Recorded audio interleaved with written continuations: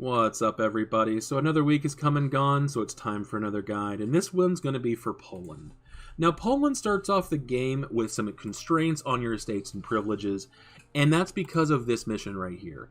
And basically, you have a choice between taking penalties and getting some minor bonuses, or, in the alternative, hurting yourself more early on, but getting a better benefit later on. And you can tell what those benefits are here by either you have 50% reduced cost to bribe parliament, which kind of sucks, or if you fight a bunch of rebels, you'll get an extra 100 governing capacity. And I think that's far more worth it. So in order to allow us to complete this with the second option, we need to not grant any of the monarch point bonuses at the start of the game, because you have to get to 50% crown land. Obviously, that'll take a lot longer if you grant these. So, I'm not doing so, and then on top of that, you cannot grant more than 3 nobility privileges. So, you can only really grant supremacy over the crown, because Golden Liberty's already there, and you can't remove it yet right now. And the other one, you'd rather save for strong duchies. So, because I'm holding off for that, I can only really grant supremacy over the crown, because it gives me more loyalty in the other 2 that I want.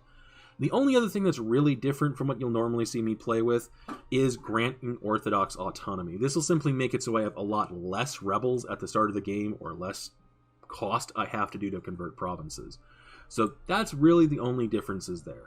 Let's pivot from that over to the military setup. It's pretty quick and simple. You're going to take this army and merge them with that. You're going to split off 1 infantry and move them to Lublin. And then you're going to hire the Free Company, and then 2 regular infantry.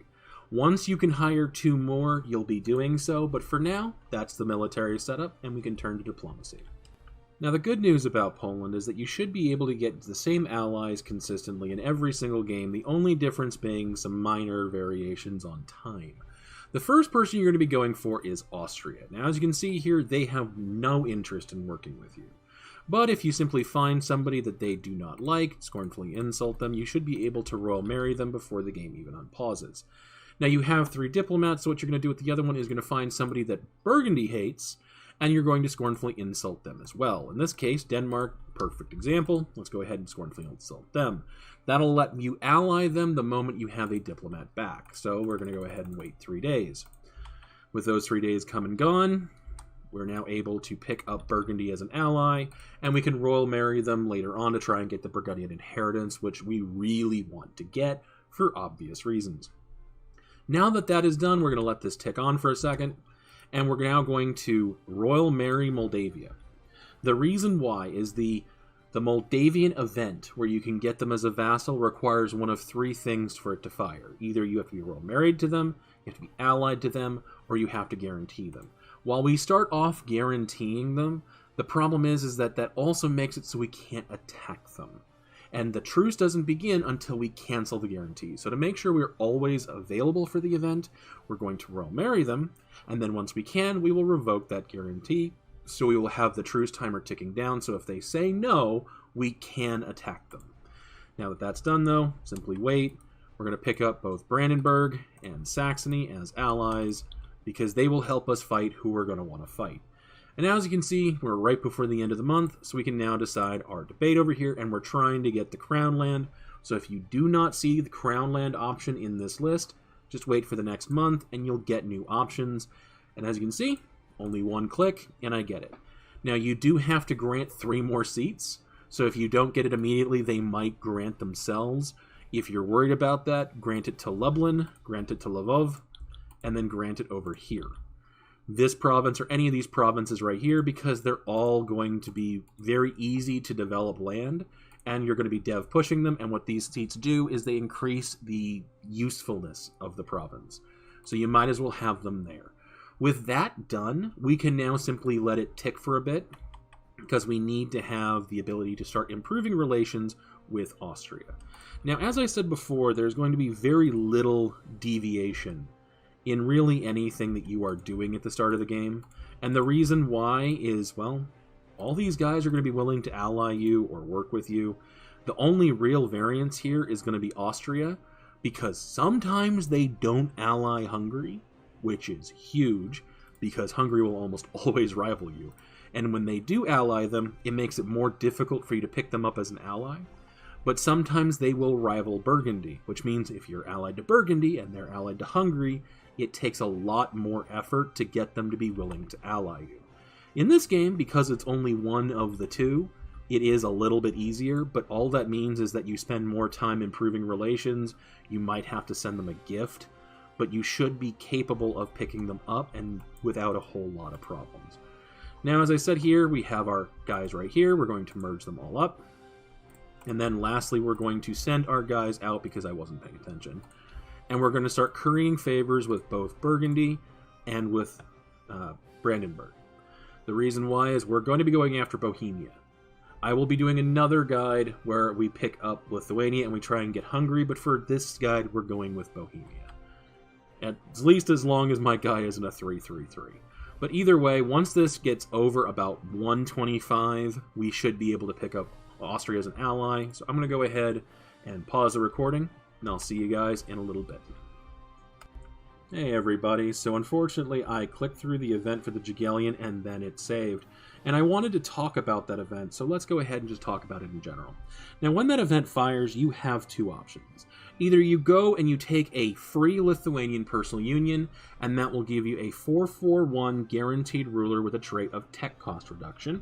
Or in the alternative, you go with a local ruler who is going to tell you what his point stats are going to be, but they can vary between 3 and 6 points in every single category. And then in addition to that, you have to force the personal union on Bohemia. In this game, I got both the Talented and Ambitious Daughter event 2 months before my Jagiellon event, and it was a 666. Now, if it's a 666, you're obviously going to want to go with that, but if you are playing a multiplayer game and you won't be able to get the Bohemian personal union, or you have a Russia player that's going to attack Lithuania if you don't go with that option, or if you have a 3-3-3, because I have seen that happen in my game in playtesting, you're going to want to go with the Jagiellon. It's just going to be better off for you in the long term, though there can be a disaster later on in the game if you go with that route. I will cover how to deal with the disaster, how to get away from it, how to deal with it in a multiplayer game, all of it. But that's going to be later on in another guide that I'm going to record right after this one. It should be out the same week. Now, the other thing I want to point out is I did pick up Moldavia, and I did make it so they are a normal vassal, even though they have slightly higher Liberty Desire, because I do not want a march. I'm going to be going after Wallachia and Byzantium, but there is a slight problem. As you can see, Byzantium is nowhere near anybody I can attack.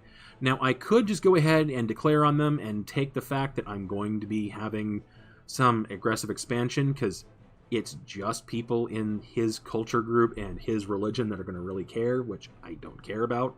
Or I can try and drop a claim down here on Theodoro and try and use that as a way to co-belligerate Byzantium.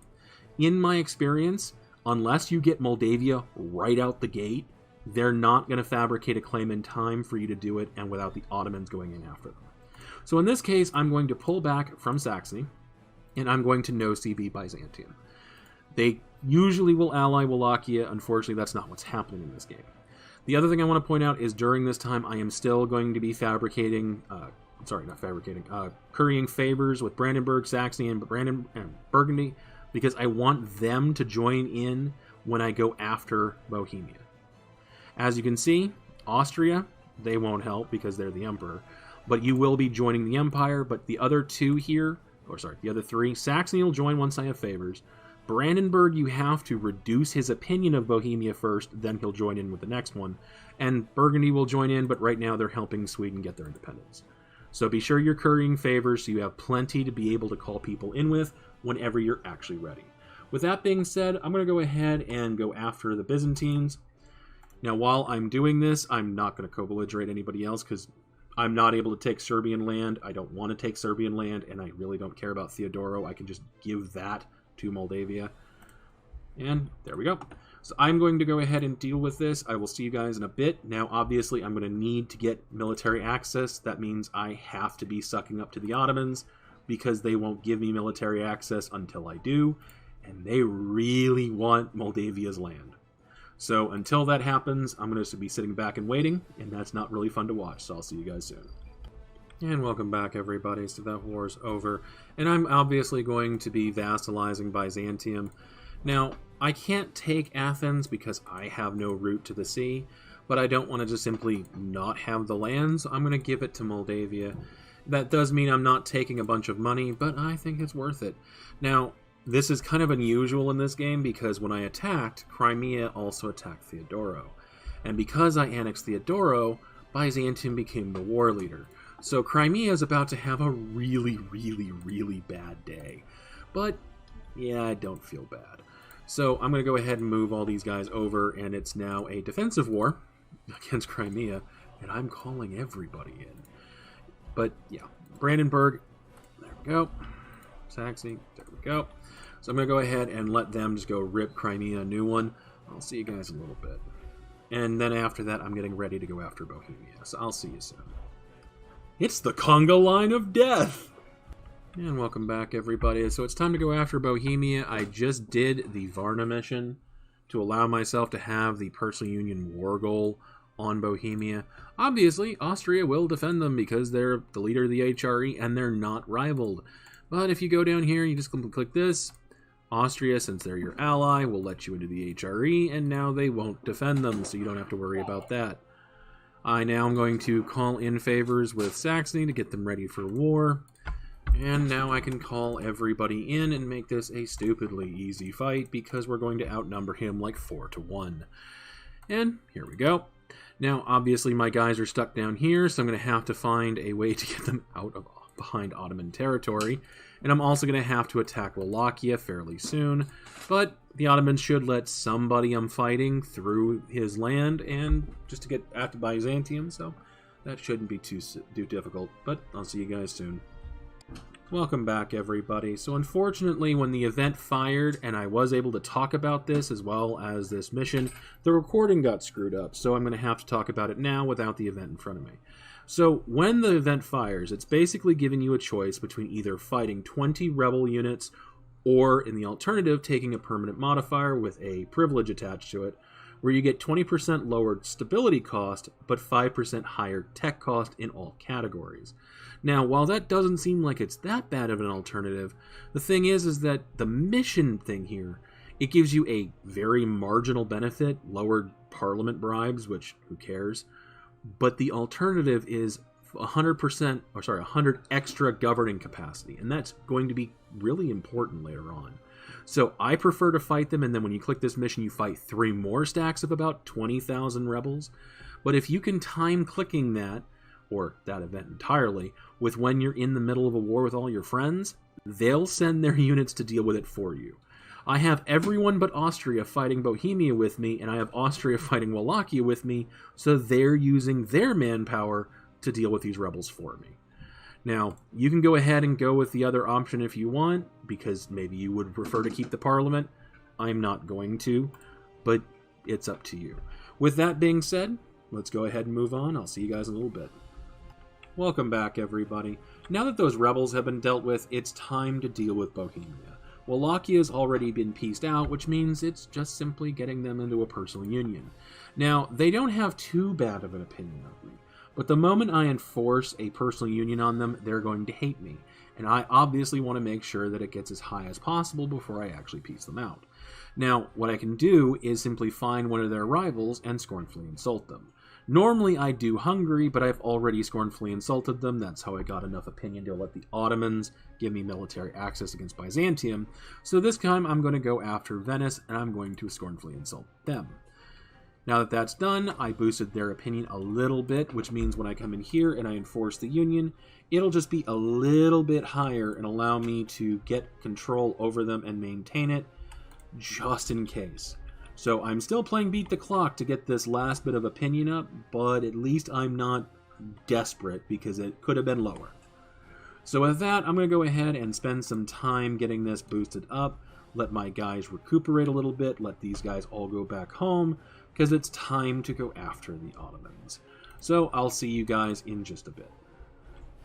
And welcome back. So that took a while because I had a massive coalition form against me because I OCB'd Byzantium and I forgot I did that. So now that it's finally over, because Hungary got personal union by Austria, finally, I'm able to go after the Ottomans, and as you can see here, with Austria on my side, it really is not in their favor. Though that might also be because, well, I'm the emperor. Basically, I don't know what happened, but Austria died, and yeah, apparently I somehow had the votes, so now I'm the emperor. Wait until you're the emperor to click this. You get a different bonus based off of whether you're the emperor or just an elector. By becoming the emperor, I was able to usurp the Bohemian electorship, so I'm able to click this, and I have an extra diplomat now for the rest of the game. If I didn't do that, you would only get a temporary benefit, so be sure you actually hold off until you're the emperor to click that.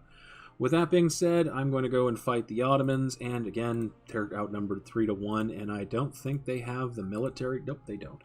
So, this shouldn't be too difficult, but we'll see. I'll see you guys soon. Hey everybody, time to give away another CD key, and this one is for LX2. If you want a copy of this game, just comment below, somewhere in the comment the word LX, and at the end of the week, I'll go through all of those comments, pick one of them at random, and I'll reply to it with a CD key to the game for Steam. Now, obviously, anybody can see these comments, so be sure you turn on your notifications, and it might come through at the middle of the night, so you do need to put it in as soon as possible, because if anybody sees it, they can take it, and suddenly it's their game. So with that being said, let's get back to the guide. Welcome back, everybody. So this war is over, and I'm going to be piecing out the Ottomans. I'm taking all of the Byzantine cores, I'm taking something on the other side of the strait, as well as, well, their capital, and then one province over here, and I'm going to be giving it to Byzantium, and then once I integrate them, I'll then be releasing Bulgaria and taking the rest of the Bulgarian cores. But this way I'll be able to fight the Ottomans in their home turf or anywhere else. And the reason I'm able to cross the strait is because I just walked around, and once you take one fort on the other side, you can take stuff over here. If you want to try and take this fort instead, because it is a fort, completely up to you. I'm actually going to do that just because if I can get away with taking a fort and not having to siege it out again, I'm definitely going to be going with that. Now, as far as actually dealing with this province, obviously I'm going to have a bit of separatism here, but I'm going to keep it myself. I'm going to core it up, and I'm just going to give them autonomy. The reason why is I don't want to have to keep coming down here to constantly be dealing with rebels, and that way I'll just be able to integrate Byzantium, and this fort won't get deleted. Because if you give it to Byzantium, if you haven't noticed, they will delete all of their forts. It doesn't matter if it's their capital. They will delete it every single time. So, just don't give them the fort, and it won't get deleted. With that done, I can now start turning to other expansion. Namely, I'm going to be going after Lithuania, and I'll be able to call in other people. Looks like Austria doesn't want anything to do with it, but I'll be able to have Burgundy cross over Germany in order to come at them, and I'll be doing exactly that. So I'm going to get my guys ready, and I'm going to take a chunk out of Lithuania just so I can start going after Muscovy and prevent them from becoming a problem. So I'll see you guys in just a bit. Welcome back, everybody. So before I get to the war, I did want to point out, because I had the talented and ambitious daughter, I did not take the pragmatic sanction, so I'm not the emperor anymore. I know, it's a pity, but I don't exactly care, because it's actually beneficial for me, and I'll get to why that is in a little bit. But for now, Lithuania, I'm taking everything along this line because it stops Muscovy from taking anything from Lithuania except for right here, and I'll take that back later if I want. But this will also let me get up here into the Novgorod area because I want to get that land, because just by taking Novgorod, they cannot form Russia. And I want to do that to them. So for now, I'm going to take this land, take a bunch of money. As you can see, nobody cares that I'm doing this to Lithuania. I'm going to core everything up once it gives me the option. And I just have to get my guys in here to rebel squash for while I'm standing here. So that's exactly what I'm going to be doing. And as you can see, I, for whatever reason, didn't get the Prussian Confederation. I didn't get the Danzig event. So I'm going to have to go after the Teutons myself and just conquer them. It is what it is, but I just want to point out that it can happen this way because I guess the Teutons actually played well. Go figure. Either way, I'm going to go ahead and deal with this and get ready for my war with Muscovy. I'll see you guys in a little bit. And welcome back, everybody. As you can see, I got the Burgundian succession because it's finally fired. When it does, and you're not the emperor, you will get a HRE incident. And basically, the emperor is almost always going to demand lowland independence. It doesn't matter if you're an ally or not. They're going to demand lowland independence.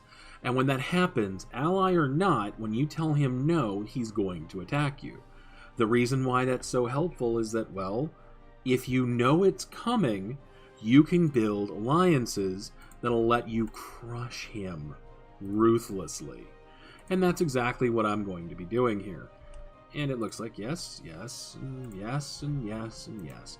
And as you can see, there's just enough, and the Emperor should be favoring this option. I'm even voting for it, because I want him to do it. And hopefully he'll be dumb enough to do so. So I'm going to go ahead and let this go for a second, because I need to wait and see if he actually will do it. And if he does, I'll bring you guys back and show you. See you in a second.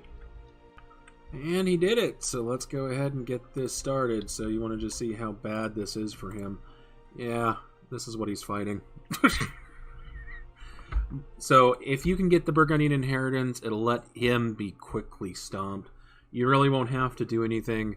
And if he did get the Hungarian personal union, you can just walk in there and break it, allowing you to pick Hungary off, because he realistically won't get many allies. And if you want to, you can just take 100 war score worth of land off of Hungary, and that'll make it so it's a lot easier to do it later. But with that being said, I'm going to go ahead and let this go, and I'm going to be breaking the personal union. See you in a bit. And welcome back. So now that this war's over, I'm going to go in here, and I'm going to break their personal union over Hungary. It does take 100 war score, so you can't do anything else. But if this happens, they immediately annex Crimea, and it makes them too large, even with this age bonus, to just take them in one war. So it's unfortunate, but it kind of is what it is. And I would rather be fighting an independent Hungary than one that is part of a personal union with Austria. It just makes my life just a little bit easier. With that now finally being done, I'm able to pivot and actually go after Muscovy, who, if you recall, is the one I was really wanting to go after when all of this went down. And yeah, this would be a relatively equal fight, but I might be able to pull some people into it. It doesn't look like it, but either way, I'm going to go ahead and take on Muscovy. My personal unions and everybody else should be able to handle it. I'll see you guys in a little bit. And welcome back. So as you can tell, it didn't go well for Muscovy. All I'm doing is I'm taking 25 war score of the money, I'm taking war reps, and I'm taking these two provinces. The reason why is I just want to be able to release Novgorod. That's all I'm doing, because I'll come back for the rest of Novgorod next time. And that money will help me pay off all my loans, which I went into some debt because when you complete the Polish Renaissance, you get Nicholas Copernicus, who is 75% off as an admin advisor, and he is your culture. So you want to immediately promote him to level 5, because he's going to give you so many admin points, it'll make up any debt you might have. And with that, you should be well ahead of admin, whether you are going east or west. But either way, now that that is done, I'll have all my debt paid off, I'm moving forward, and I'm dealing with Byzantium at this point. In fact, let's go ahead and look here. I do have some people that'll come in and help, though I don't know if I really need England, but I'll call them in anyway. And I'm going to fight this as well, and I'm basically delaying as long as possible and dealing with other people while Lithuania's cooldown gets done. So I'll be taking on Lithuania after this is done. I don't feel like bringing you guys back every single time. But I will see you guys once I am done taking on Lithuania and potentially looking at getting into Hungary. So I'll see you guys in a little bit. And welcome back, everybody. So this is basically the end point of what I was going to show you in this guide. You see, Poland is one of those, if you know where you're going, you'll be fine. And basically, if Austria breaks their alliance with Hungary to force the personal union on them, or they don't have one to begin with, you can just attack Hungary whenever you have the time to do so, and just start eating them. But if they get the personal union, like they happened in my game, once you break that personal union when they go after you for Burgundy, you're able to have the Hungarians be jumped by just about everybody. The Serbians attacked them, the Bosnians attacked them, the Austrians attacked them, and all of them took land from Hungary at some point. Venice even got a little bit of land over here, though I really haven't bothered to go get it back. And basically they were pushed to this, plus this one province, and I just came in and vassalized what was left, and I'm reconquering their land. And Hungary is really loyal, really happy because I'm doing that, and then once I'm done, I just integrate them. The same is true with the Ottomans. I released them out of their lands once they were down to only a few provinces left, and then I attacked the Mamluks because since you cracked them so early in the game, they're not able to do anything to stop the Mamluks. So the Mamluks will always run hog wild, and so you have to come down here and really keep them in check after a bit. Muscovy, once you really hit them a couple of times, they're going to start cracking to the hordes, allowing you to clean up Muscovy with Novgorodian cores, and then you can start pushing with Muscovite cores, because they should have quite a bit of them over here, allowing you to expand throughout the entire Russia region and move on. As far as up here in Scandinavia, it doesn't matter who wins up here, because it's Scandinavia, it's always pretty easy to walk in and take it over. But also, if you do form the Commonwealth, which some people will choose to, some people won't, there is a mission tree somewhere in here.